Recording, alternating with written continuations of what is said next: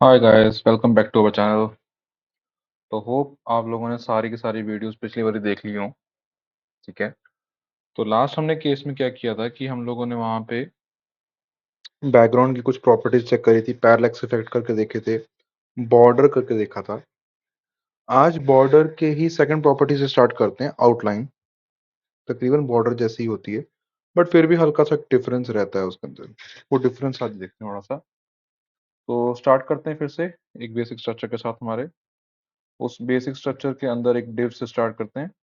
Div का class नाम A B को कॉल करते हैं डॉट ए बी।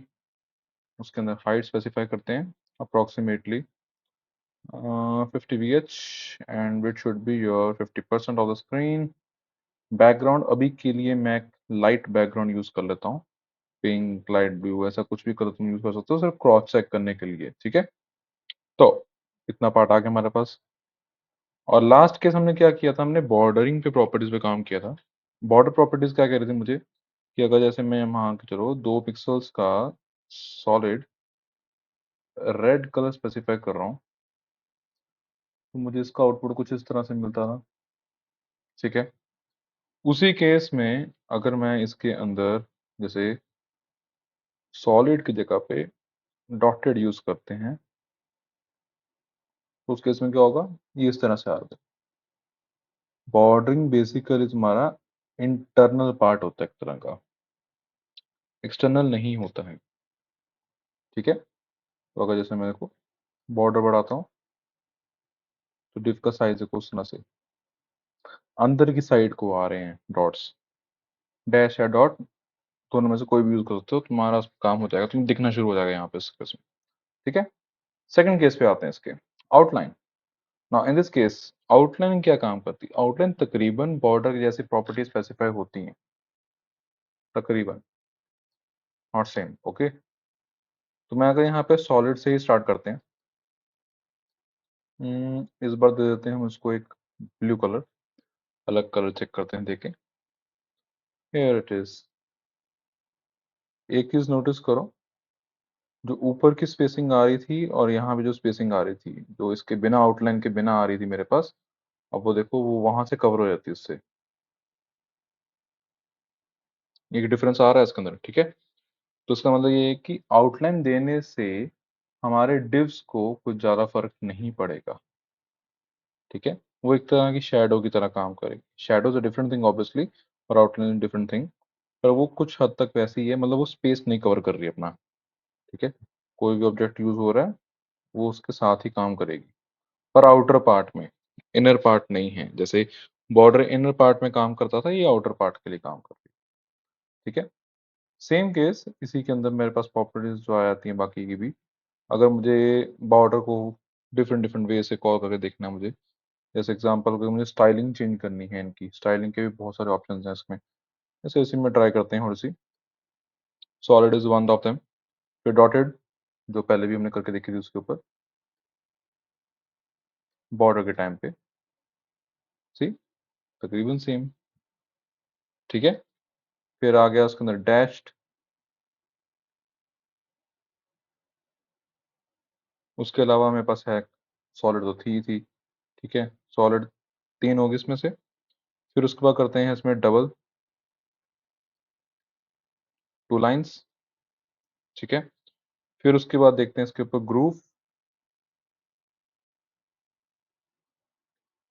ग्रूव का केस थोड़ा ध्यान से देखो, अगर मैं जूम कर दिखाता हूँ, ये डबल टोन आ रहा है। ठीक है। ये इस तरह से काम करता है, डबल टोन में काम करेगा पूरा का पूरा। तो ये थोड़ा सा डिफरेंस है उनसे, बाकियों से कर देखा जाए तो। जूम वापस ले आते हैं 100% पे। फिर उसके बाद ग्रुप की बात ट्राई करते हैं हम लोग इसके अंदर। एक करते हैं इस पे रिच, ITGE, सेम ही है तकरीबन, उसका रिवर्स पार्ट होता है। ठीक है। उसके बाद आ गया हमारे पास एक इंसेट की प्रॉपर्टी होंगी इनमें। Inset, half of the part is a dark blue and half of the part is a light blue, जो नॉर्मली ब्लू कर रहा था काम। ठीक है। ऐसे ही इसमें आउटसेट की भी होगी। मेक श्योर बॉर्डर के अंदर भी ये सारी की सारी प्रॉपर्टीज अवेलेबल हैं। मैंने शायद वीडियोस में मेंशन नहीं करवाई हुई, पर आप लोग इसको यूज कर सकते हो उसी। ठीक है, तो इस तरह से हमारे पास बॉर्डर के लिए ऑप्शन सारी मिल जाती हैं इसमें। फिर इन्हीं केसेस के अंदर अगर ऐसे हम आउटलाइन कोड मेंशन करवा रहे हैं, आउटलाइन के अंदर एक अलग से प्रॉपर्टी इन्होंने जो मेंशन करवाई हुई थी, वो ये थी ऑफसेट। इसमें देखो स्टाइल भी आ रहा है, विड्थ भी आ रहा है, कलर भी आ रहा है। मैंने वो एक ही जगह मेंशन करवा दिया है। तुम लोग चाहो तो ऐसे भी करवा सकते हो, जरूरी नहीं तुम लोगों को उस तरह से करना है। जैसे मैंने 10 पिक्सल्स का दिया विड्थ, आउटलाइन का स्टाइल सॉलिड या डॉटेड जो भी यूज करना चाहते हो, आउटलाइन में colour red blue green pink. Red तो ऑलरेडी दिया हुआ मैंने बॉर्डर के लिए, तो मैं इसको ग्रीन ट्राई कर लेता हूँ इस बार। सी सेम चीज ही है, कोई वर्किंग में डिफरेंस नहीं आता। बस ये है कि वो तीन अलग अलग लाइन में लिखना पड़ रहा है, और ये वाला पार्ट जो है ये मेरा एक शॉर्टकट बन जाता है। ठीक है, हम एक ही लाइन में सारा खत्म कर लेते हैं। लास्ट लास्ट पार्ट जो था इसका वो था ऑफसेट का। ऑफसेट बेसिकली स्पेसिंग के लिए यूज किया जाता है। Most of the cases offset word जो तुम कई जगह देखने को मिलेगा, जैसे बूटस्ट्रैप जैसे फ्रेमवर्क्स हैं, टेलविंड हैं, इनमें भी ऑफसेट्स यूज किए जाते होते हैं। तो उन केसेस पे भी हम जब आगे आगे आएंगे तो तुम्हें वो भी चीज बताऊंगा उसके ऊपर। अब ऑफसेट यहाँ पे क्या कर रहा है बेसिकली, अगर मैं 3 पिक्सल्स का ऑफसेट मेंशन करवा रहा हूँ इसके अंदर, here you can C 3 pixels की स्पेस छोड़ देगा वो। नंबर जितना बढ़ाते रहोगे उतना ही वो आगे फर्दर दूर जाता रहेगा उसके अकॉर्डिंगली। तो ये इस तरह से काम करता है मेरे पास। Here it is. ठीक है, तो इस केस में तुम लोग अपना आउटलाइन वाली प्रॉपर्टीज इस तरह से मेंशन करवा सकते हो। सेम केस बॉर्डर के लिए भी था। बॉर्डर का भी इस तरह से होता है, ये देख लो। बॉटम उसका टॉप लेफ्ट राइट बॉटम हमने उस समय कर लिया था उसके ऊपर। ठीक है, उसके अंदर रेडियस तो स्पेसिंग आ गया, ये रहा स्टाइल। ठीक है, इसकी विड्थ भी होगी यहाँ पे, ये विड्थ। ठीक है, वो डिफरेंशिएट किया जा सकता है हर एक के लिए अलग अलग। टॉप लेफ्ट राइट बॉटम के लिए विड्थ देनी है, उनके लिए कलर देना है, और उनके लिए स्टाइल देना है। पर वो बहुत लेंथी हो जाएगा, इतना लेंथी करने का जरूरत नहीं है। मोस्ट ऑफ द केसेस हमारा सिंगल लाइन बॉर्डर या फिर सिंगल लाइन आउटलाइन हमारा काम कर जाता है, हम उसमें काम चला ही लेंगे। ठीक है, I hope this one is clear, और इजी भी था, ज़्यादा मुश्किल नहीं है। ठीक है, अब आते हैं इसकी नेक्स्ट प्रॉपर्टी के ऊपर, जो मेरे लिए बहुत इंपॉर्टेंट है अभी के लिए, margin and padding. Very important property. Margin और पैडिंग जो है हमारे पास मोस्ट ऑफ द केसेस जैसे कह लो स्पेसिंग्स के लिए यूज की जाती है। इनर स्पेसिंग या आउटर स्पेसिंग, जिस तरह से चाहो उस तरह यूज कर सकते हो। अब इस केस के लिए मैं थोड़ी सी प्रॉपर्टीज में छेड़छाड़ करता हूँ। लेट्स चेंज हाइट, थोड़ी कम करते हैं एक्चुअली, मुझे बड़ा नहीं चाहिए साइज, थोड़ा सा कम करके उसको रिप्रेजेंट करवाता हूँ। बॉर्डर की भी रिक्वायरमेंट नहीं है अभी के लिए, इतना काम चला देते हैं। ठीक है, सो इस केस में मुझे चाहिए था जो बैकग्राउंड कलर मेरे पास आ रहा है अभी के लिए। ठीक है, उसी के साथ कंटिन्यू रखते हैं। मार्जिन दिया 50 पिक्सल्स, 50 पिक्सल्स का मार्जिन स्पेसिफाई किया, तो here you can see left top right and bottom हर तरफ से स्पेसिंग आ रही है। ठीक है, इसे क्रॉस चेक करने का सिर्फ एक दो वेज दिखाता हूँ मैं। लेफ्ट टॉप और लेफ्ट तो ऑब्वियसली हमें दिख ही रही है स्पेस।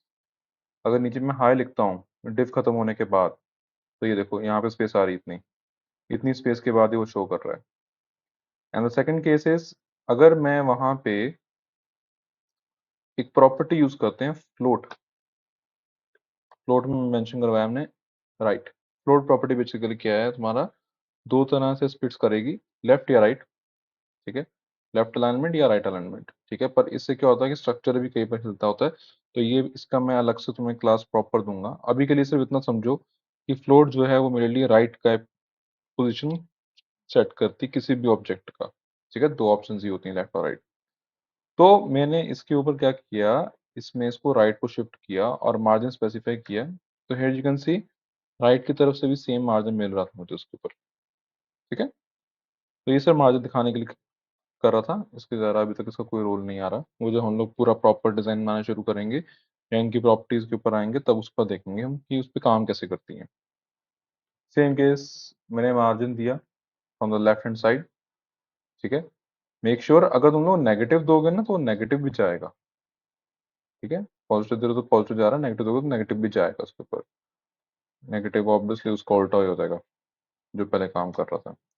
ऊपर से मार्जिन दोगे, ऊपर से स्पेस आ रही है, ठीक है, वो भी नेगेटिव में दोगे तो ऑपोजिट जाएगी। Same case for the margin bottom, 50 pixels, here it is. इसको नेगेटिव दिया, ऑपोजिट जा रहा है, ठीक है, अंदर को आता है बेसिकली मार्जिन के, ठीक है। And last one obviously your margin right, दिख नहीं रहा स्पेस बट वो एग्जिस्ट कर रहा है, मैंने अभी बताया था। अगर फ्लोट लिखूंगा तो वो दिखेगा मुझे, और इसको भी नेगेटिव दोगे तो वो नेगेटिव भी जाएगा अनडाउटेडली। बट ऑब्वियसली स्क्रीन से बाहर निकल जाएगा, स्क्रॉल बन गया है, तो ऑब्वियसली हमारा स्ट्रक्चर थोड़ा सा खराब होता है। इस केस में तुम लोगों को ध्यान रखना पड़ेगा, ठीक है, कि मार्जिन किस तरह से यूज किया जा रहा है, ठीक है। मार्जिन हमारा वेबसाइट का स्ट्रक्चर बना भी सकता है और बिगाड़ भी सकता है, तो ये चीज़ का बहुत खास ख्याल रखना है इसके ऊपर, ठीक है। उसी केस में मार्जिन जैसे हमने दिया था यहाँ पे, लेफ्ट, टॉप, बॉटम और राइट दिया हुआ है, इसको अलग अलग भी कर सकते हैं या एक साथ एक ही लाइन में भी परफॉर्म किया जा सकता है। तो वो एक लाइन में कैसे करेंगे हम इसके लिए? एक लाइन में करने के लिए जैसे मैं स्टार्ट करूंगा यहाँ पे मार्जिन के साथ, starting from the 10 pixels, 50, make it 100, ये ऑब्वियसली राइट ही आएगा। उसका बॉटम के लिए आएगा मेरे पास इसमें, लेट्स मेक अगेन, नहीं, 90 पिक्सल्स करते हैं, ओके, सेव किया, सेव, ठीक है।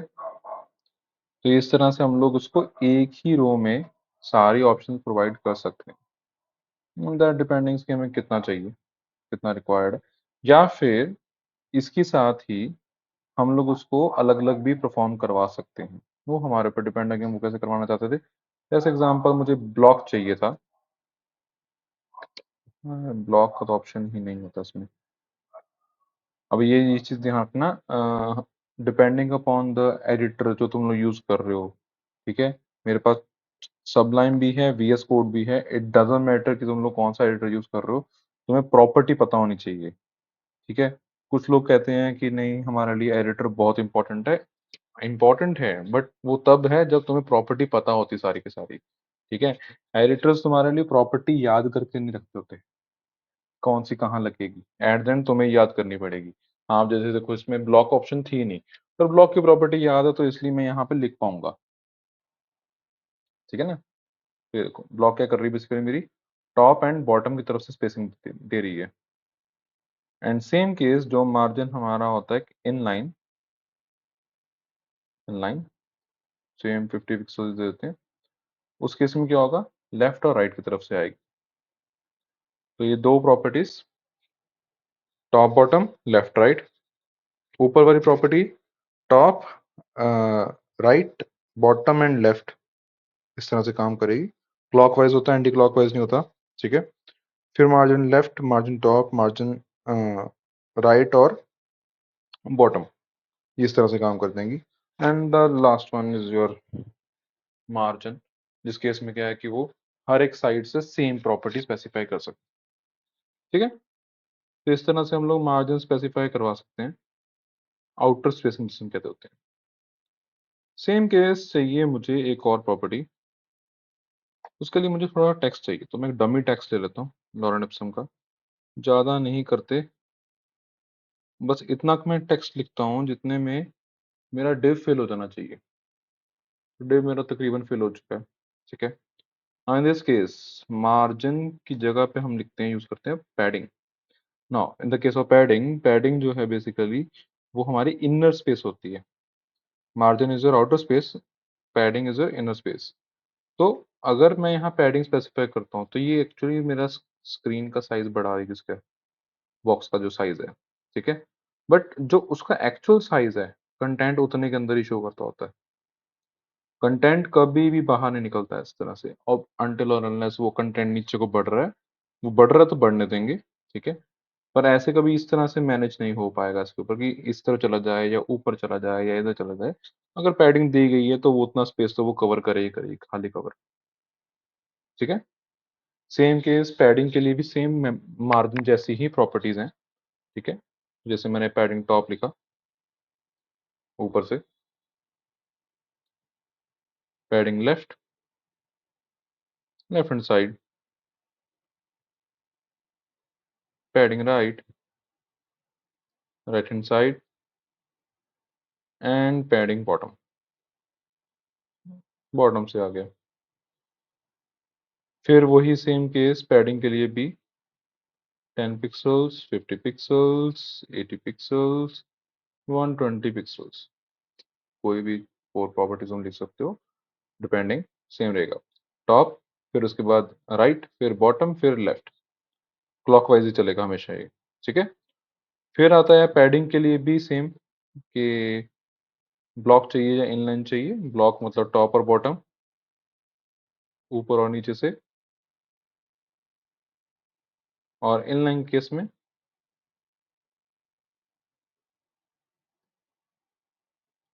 लेफ्ट और राइट का। इसमें भी देखो पैडिंग इनलाइन और पैडिंग ब्लॉक सबलाइन टेक्स्ट में अवेलेबल नहीं था डिफॉल्टली, तो मुझे टाइप करना पड़ा पूरा का पूरा। अगर अवेलेबल होता तो मैं वहां पे शॉर्टकट यूज करके डायरेक्टली उसे कॉल कर लेता। ठीक है गाइस, चलो आज के लिए इतना टॉपिक काफी है, ठीक है। नेक्स्ट टॉपिक में मिलेंगे। अब नेक्स्ट केसेस पे क्या है, हम लोग इनके लिए ब्लॉक स्टेटमेंट से स्टार्ट करेंगे डिस्प्ले, और फ्लेक्स स्टेटमेंट से स्टार्ट करेंगे। फ्लेक्स, ब्लॉक, इनलाइन और नन, काफी इंपॉर्टेंट टॉपिक, ध्यान रखना इस चीज का, ठीक है। Okay guys, bye bye, thank you.